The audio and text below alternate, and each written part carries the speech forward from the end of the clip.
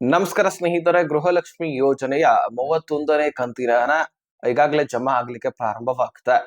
ಹೌದು ಸ್ನೇಹಿತರೆ, ಸುಮಾರು ಇವತ್ತು ಕೂಡ ಈ 16 ಜಿಲ್ಲೆಗಳಿಗೆ ಮಧ್ಯಾಹ್ನದಿಂದ ಪ್ರಾರಂಭವಾಗ್ತಾ ಇದೆ. ಸೊ 16 ಜಿಲ್ಲೆಗಳನ್ನ ನಿಮಗೆ ಒಂದೊಂದಾಗಿ ನಾನು ಬಿಡಿಸಿ ಹೇಳುವಂತಹ ಪ್ರಯತ್ನ ಮಾಡ್ತೀನಿ. ಯಾಕಂದ್ರೆ ಆ ಒಂದು ಜಿಲ್ಲೆಗಳಲ್ಲಿ ನಿಮ್ಮ ಜಿಲ್ಲೆನೂ ಕೂಡ ಆಗಿದ್ರೆ ನಿಮ್ಮ ಖಾತೆಗಳಿಗೂ ಕೂಡ ಜಮಾ ಆಗುವಂತಹ ಎಲ್ಲ ಸಾಧ್ಯತೆ ಇದೆ. ಸೊ ಹಾಗಾದ್ರೆ ನೀವು ಅರ್ಜಿ ಸಲ್ಲಿಸಿದ್ರಾ ಅಥವಾ ಇಲ್ಲವಾ, ಈ ಪ್ರಶ್ನೆಗೆ ಉತ್ತರವನ್ನ ಕಮೆಂಟ್ ಬಾಕ್ಸ್ ಅಲ್ಲಿ ಮಾಡಿ. ಮತ್ತು ಅರ್ಜಿ ಸಲ್ಲಿಸಲಿಕ್ಕೆ ತೆಗೆದುಕೊಳ್ಳಬೇಕಾದಂತಹ ಕ್ರಮಗಳು, ಬರೀ ನಾಲ್ಕು ಡಾಕ್ಯುಮೆಂಟ್ಸ್ ಗಳನ್ನ ಅಷ್ಟೇ ತೆಗೆದುಕೊಂಡು ಹೋಗೋದಿಲ್ಲ, ಅದರ ಜೊತೆಗೆ ಇನ್ನೂ ಹಲವಾರು ಡಾಕ್ಯುಮೆಂಟ್ಸ್ ಗಳು ಬೇಕಾಗತ್ತೆ. ಅದರ ಬಗ್ಗೆನೂ ಕೂಡ ಹೇಳ್ತೀನಿ. ಒಟ್ಟಾರೆಯಾಗಿ ಗೃಹಲಕ್ಷ್ಮಿ ಯೋಜನೆಯಲ್ಲಿ ಸದ್ಯಕ್ಕೆ ಇರತಕ್ಕಂತಹ ಎಲ್ಲ ಪ್ರೊಸೆಸರ್ ನ ಬಗ್ಗೆ ಈ ವಿಡಿಯೋದಲ್ಲಿ ನಾವು ತಿಳ್ಕೊಳ್ಳೋಣ. ಸೊ ನೀವು ಈ ವಿಡಿಯೋನ ಆದಷ್ಟು ಕೊನೆವರೆಗೂ ವಾಚ್ ಮಾಡ್ಲಿಕ್ಕೆ ಪ್ರಯತ್ನ ಮಾಡಿ. ವಿಡಿಯೋದಲ್ಲಿ ಇರತಕ್ಕಂತಹ ಮಾಹಿತಿಯನ್ನ ಮೊದಲು ಅರ್ಥ ಮಾಡ್ಕೊಳ್ಳಿ. ಓಕೆ, ಸೊ ಸ್ನೇಹಿತರೆ, ಈ ಒಂದು ಗೃಹಲಕ್ಷ್ಮಿ ಯೋಜನೆಯಲ್ಲಿ ನಿಮ್ಮ ಅಕೌಂಟ್ ಗಳಿಗೆ ದುಡ್ಡು ಜಮಾ ಆಗ್ತಾ ಇದ್ದು, ಸೊ 30ನೇ ಕಂತಿನ ಹಣದವರೆಗೂ ಕೂಡ ಆಲ್ಮೋಸ್ಟ್ ಕ್ಲಿಯರ್ ಆಗಿತ್ತು. ಅದರ ಬಳಿಕ ನಿಮ್ಮ ಖಾತೆಗಳಿಗೆ ದುಡ್ಡೇ ಜಮಾ ಆಗ್ತಾ ಇಲ್ಲ. ಸೊ ಬಹಳ ದಿನದಿಂದ ಮಹಿಳೆಯರ ನಿರೀಕ್ಷೆ ಇತ್ತು, ಇವತ್ತು ಜಮಾ ಆಗುತ್ತೆ, ನಾಳೆ ಜಮಾ ಆಗುತ್ತೆ ಅಂತ ವೇಟ್ ಮಾಡ್ತಾನೆ ಇದ್ದಾರೆ. ಆದ್ರೆ ದುಡ್ಡು ಜಮಾ ಆಗೋದು ಸಾಧ್ಯನೇ ಆಗ್ತಾ ಇಲ್ಲ. ಸರ್ಕಾರ ಆದಷ್ಟು ಬೇಗ ರಿಲೀಸ್ ಮಾಡತ್ತೆ ಅಂತ ಕಾಯ್ತಾ ಇದ್ರು. ಅದರಲ್ಲಿ ಮತ್ತೆ ವೆರಿಫಿಕೇಶನ್ ಸ್ಟಾರ್ಟ್ ಮಾಡಿದ್ರು, ಪರಿಷ್ಕರಣೆ ಸ್ಟಾರ್ಟ್ ಆಯ್ತು. ಅದೆಲ್ಲವೂ ಕೂಡ ಆದ ಮೇಲೆ ಮತ್ತೆ ಹೊಸದಾಗಿ ಅರ್ಜಿಯನ್ನ ಸಲ್ಲಿಸಬೇಕಂತ ತಿಳಿಸ್ಬಿಟ್ರು. ಇದೆಲ್ಲವೂ ಕೂಡ ಮಹಿಳೆಯರಿಗೆ ಆಘಾತಕಾರಿ ಸುದ್ದಿ ಆಗಿಬಿಡ್ತು.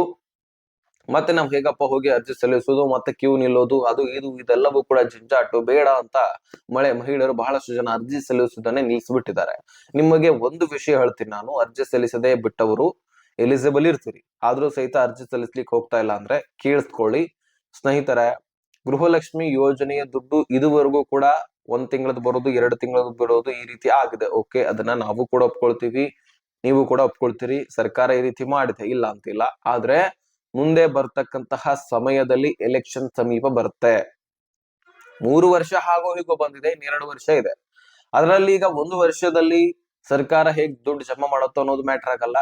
ಇನ್ನು ಮುಂದೆ ಬರ್ತಕ್ಕಂತಹ ದಿನಗಳಲ್ಲಿ ಎಲೆಕ್ಷನ್ ಹೇಗೆ ಸಮೀಪ ಬರುತ್ತೋ ಹಾಗಾಗಿ ನಿಮಗೆ ದುಡ್ಡನ್ನ ಸರಿಯಾಗಿ ಜಮಾ ಮಾಡ್ಲಿಕ್ಕೆ ಪ್ರಯತ್ನ ಮಾಡುತ್ತೆ.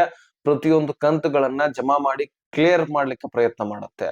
ಸೊ ಅದಕ್ಕಾಗಿ ಗೃಹಲಕ್ಷ್ಮಿ ಯೋಜನೆಯ ದುಡ್ಡನ್ನ ಸರಿಯಾದ ಸಮಯಕ್ಕೆ ನಿಮ್ಮ ಖಾತೆಗಳಿಗೆ ದುಡ್ಡು ಜಮಾ ಮಾಡ್ತಾರೆ. 20,000ದಿಂದ 30,000 ರೂಪಾಯಿಯನ್ನ ಇನ್ನೂ ಕೂಡ ನೀವು ಪಡ್ಕೊಳ್ಬಹುದು. ಅದಕ್ಕಾಗಿ ನಾನು ಹೇಳ್ತಾ ಇದ್ದೀನಿ, ಸೊ ಅರ್ಜಿಯನ್ನ ಸರಿಯಾಗಿ ಸಲ್ಲಿಸಿ, ಕ್ಲಿಯರ್ ಆಗಿ ಯಾರು ಅರ್ಜಿಯನ್ನ ಸಲ್ಲಿಸಿಲ್ಲ ಬೇಗ ಬೇಗ ಅರ್ಜಿಯನ್ನ ಸಲ್ಲಿಸಿ ದುಡ್ಡನ್ನ ಪಡ್ಕೊಳ್ಳಿ ಅಂತ ನನ್ನ ಮನವಿ. ಸೊ ಇದುವರೆಗೂ ದುಡ್ಡು ಬಂದಿಲ್ಲ ಅಂತ ತಲೆ ಕೆಡಿಸ್ಕೊಳ್ಬೇಡಿ, ಇನ್ನು ಮೇಲೆ ಬರುತ್ತೆ ಎಲೆಕ್ಷನ್ ಸಮೀಪ ಬಂದ ಹಾಗೆ. ಅದರಲ್ಲಿ ಈಗ ವೆರಿಫಿಕೇಶನ್ ಆಗಿದೆ ಅಲ್ವಾ, ಲಕ್ಷಾಂತರ ಫಲಾನುಭವಿಗಳನ್ನು ತೆಗೆದಾಕಿರ್ತಾರೆ ಸರ್ಕಾರಕ್ಕೆ, ಅದು ದುಡ್ಡು ಉಳಿಯುತ್ತೆ. ಅದೊಂದು ಕಡೆ. ಇನ್ನು ಸರಿಯಾಗಿ ಎಲಿಜಿಬಲ್ ಇದ್ದಂತವರನ್ನ ಸರ್ಕಾರ ಕಂಡು ಹಿಡ್ಕೊಂಡಿರುತ್ತೆ, ಅವ್ರಿಗೆಲ್ಲರಿಗೂ ಕೂಡ ಆಲ್ಮೋಸ್ಟ್ ಕ್ಲಿಯರ್ ಮಾಡ್ಲಿಕ್ಕೆ ಪ್ರಯತ್ನ ಮಾಡೇ ಮಾಡುತ್ತೆ. ಅದಕ್ಕಾಗಿ ಅರ್ಜಿಯನ್ನ ಸಬ್ಮಿಟ್ ಮಾಡಿ, ಯಾರು ಕೂಡ ಬಿಡಬೇಡಿ, ಬೇಸತ್ತು ಹೋಗಬೇಡಿ. ಅರ್ಜಿಯನ್ನ ಸಲ್ಲಿಸ್ಲಿಕ್ಕೆ ನೀವು ಗ್ರಾಮ 1 ಕರ್ನಾಟಕ 1ಗಳಿಗೆ ಹೋಗುವಂತಹ ಅವಶ್ಯಕತೆ ಇಲ್ಲ, ಫ್ರೀ ಆಗಿನೇ ಅರ್ಜಿ ಸಲ್ಲಿಸಬಹುದು. ಹೋಗಬೇಕಾಗಿರೋದು ಈ ಗೃಹಲಕ್ಷ್ಮಿ ಯೋಜನೆಯನ್ನ ಮುಷ್ಟಿಯಲ್ಲಿ ಹಿಡಿದಿರ್ತಕ್ಕಂತಹ ಇಲಾಖೆ. ಗೃಹಲಕ್ಷ್ಮಿ ಯೋಜನೆಯನ್ನ ನಡೆಸ್ತಕ್ಕಂತಹ ಇಲಾಖೆ ಯಾವುದು? ಮಹಿಳಾ ಮತ್ತು ಮಕ್ಕಳ ಕಲ್ಯಾಣ ಇಲಾಖೆಗೆ ಹೋಗಬೇಕು. ನಿಮ್ಮ ತಾಲೂಕಿನಲ್ಲಿ ಇರತಕ್ಕಂತಹ ಇಲಾಖೆಗೆ ಹೋಗಿ ಅರ್ಜಿಯನ್ನ ಸಲ್ಲಿಸಬಹುದು. ಸೊ ಅಲ್ಲಿ ಇದರ ಬಗ್ಗೆ ಸಂಪೂರ್ಣವಾದ ಡೀಟೇಲ್ಸ್ ಗಳನ್ನು ಕೂಡ ಕೊಡ್ತಾರೆ.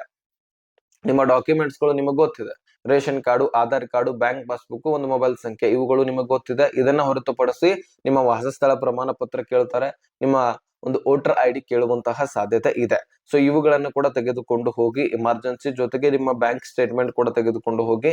ಸೊ ಇವುಗಳನ್ನು ತೆಗೆದುಕೊಂಡು ಹೋದ್ರೆ ಅರ್ಜಿ ಸಲ್ಲಿಸಿ ಕೊಡ್ತಾರೆ. ಇನ್ನು ಹೆಚ್ಚುವರಿಯಾಗಿ ಏನೇ ಅವರೇ ಪ್ರಶ್ನೆಗಳನ್ನ ಕೇಳಿದ್ರೆ ಅದಕ್ಕೆ ಉತ್ತರ ಕೊಡಿ. ಸೊ ವಾಸಸ್ಥಳ ಪ್ರಮಾಣ ಪತ್ರದ ಯಾಕೆ ತೆಗೆದುಕೊಳ್ತಾರೆ ಅಂತ ನಾನು ಹಿಂದಿನ ವಿಡಿಯೋಸ್ ಗಳಲ್ಲಿ ತಿಳಿಸಿದ್ದೀನಿ, ಮತ್ತೆ ರಿಪೀಟ್ ಮಾಡೋದು ಬೇಡ. ಆದ್ರೆ ಈ ವಿಡಿಯೋದಲ್ಲಿ ನಾನು ಮುಖ್ಯವಾಗಿ 16 ಜಿಲ್ಲೆಗಳು ಮತ್ತು 31ನೇ ಕಂತಿನ ಬಿಡುಗಡೆ ಆಗೋದ್ರ ಬಗ್ಗೆ ಕೂಡ ಹೇಳ್ತಾ ಇದ್ದೀನಿ ಮುಂದೆ. ಸೊ ಕರೆಕ್ಟ್ ಆಗಿ ನೋಡ್ತಾ ಹೋಗಿ. ಈಗ ಅರ್ಜಿ ಸಲ್ಲಿಸೋದ್ರ ಬಗ್ಗೆ ನಮಗೆ ನಾನು ಶಾರ್ಟ್ ಅಂಡ್ ಸ್ವೀಟ್ ಆಗಿ ಹೇಳ್ತೀನಿ. ಸೊ ಅರ್ಜಿಯನ್ನ ಮಹಿಳಾ ಮತ್ತು ಮಕ್ಕಳ ಕಲ್ಯಾಣ ಇಲಾಖೆಯಲ್ಲಿನೇ ಸಲ್ಲಿಸಿ. ಸೊ ಈ ಯೋಜನೆಯ ಹೆಡ್ ಅದು, ಅದಕ್ಕೆ ಹೋಗಿ ನೀವು ಅರ್ಜಿ ಸಲ್ಲಿಸಿದ್ರೆ ಎಲ್ಲ ಪರಿಶೀಲನೆ ಮಾಡಿ ಅರ್ಹತೆ ಕೊಟ್ರೆ ಮುಗಿದೋಯ್ತು, ಮುಂದೆ ದಿನಗಳಲ್ಲಿ ಪ್ರಾಬ್ಲಮ್ ಆಗೋದಿಲ್ಲ. ಅದಕ್ಕಾಗಿ ಅಲ್ಲಿಯೇ ಹೋಗಿ ಮುಖ್ಯವಾಗಿ ಅರ್ಜಿಯನ್ನ ಸಲ್ಲಿಸಿ. ಇನ್ನು 31ನೇ ಕಂತಿನ ಹಣ ಬಿಡುಗಡೆ ಆಗ್ತಾ ಇದ್ದು ಇಂದು ಮಧ್ಯಾಹ್ನ. ಸೊ ಇಂದು ಈ 16 ಜಿಲ್ಲೆಗಳಿಗೆ ಜಮಾ ಆಗ್ತಾ ಇದೆ. ಸೊ ಮುಖ್ಯವಾಗಿ ಯಾವುದೇ ಕಂತಿನ ಹಣ ಬಿಡುಗಡೆ ಐತಪ್ಪ ಅಂದ್ರೆ ಬೆಂಗಳೂರು ನಗರ ಮತ್ತು ಬೆಂಗಳೂರು ಗ್ರಾಮಾಂತರ ಜಿಲ್ಲೆಗಳಿಗೆ ಬರುವುದು.